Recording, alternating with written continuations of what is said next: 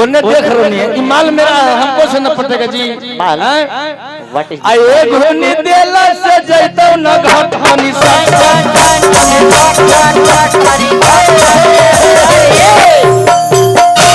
देखिए भैया ये गाना में मजा लगा है तो ये सब खाली कराए टन टन टन टन टन टन टन टन टन टन बहुत अच्छा गाना है होली में ये गाना पर हम भी डांस किए हैं सब लोग नाइटी वाला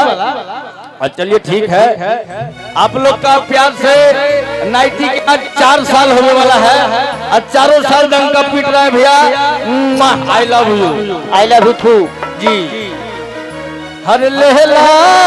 नाइटी बड़की अरे जिया नाइटी आहे नया नया फटल चीज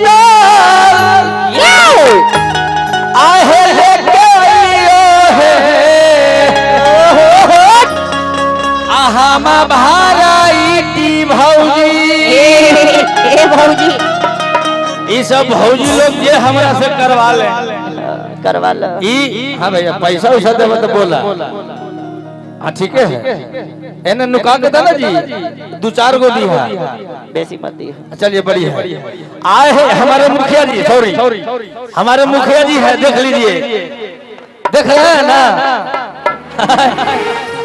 जी मुखिया जी का बहुत बहुत योगदान है हम कलाकारों के ऊपर जाते हैं 2-4-10 हजार दे के जाते हैं एगो मुखिया जी से लेटरिन पास करवा दी ना ई मुखिया जी लगन पास नहीं करते हैं तो पेंशन दिवा दी विधवा पेंशन हेलो ये मुखिया जी कुछ और पास करते हैं ना मुखिया जी विद्यालय पास न सुना ना एगो हमारे विधवा पेंशन पास करवा देना है विद्यालय पास करते हैं अच्छा ठीक है पढ़ाई लिखाई होगा बाल बुजुर्ग पढ़ेगा आगे बढ़ेगा आहे नया नया सुपर डुपर आहे लेके आइयो है आहामा भाराईटी भौजी ए भौजी आहे बड़ी दिन पर बेटे आहा माया आई लहियो है अल्लेला नाइटी भौजी ई नाइटी ना हो ई बड़ी महंगा लहंगा हो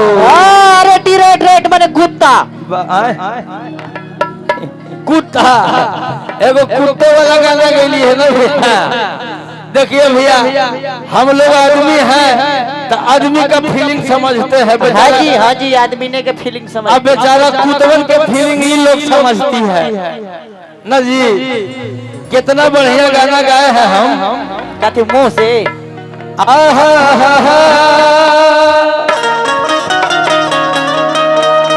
आरे दिल के गाना बाजा हमारा लंबा हो गेला हमर मालावा के कुटवे पसंद हो गेला अरे करे चक्कर में जिंदगी हमारा झंड हो गेला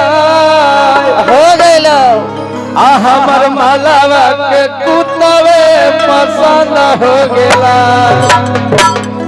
लेकिन ठीक है ये सब होते रहेगा थोड़ा भौजी लोग के लिए भी गाना गा दीजिए न तो यूं सब का धीरे मनसा कौन गाया खाले आइले खाली वो नहीं हिले के हमरा जने खाली मुंह में देखा के चल गए नहीं भौजी देखिए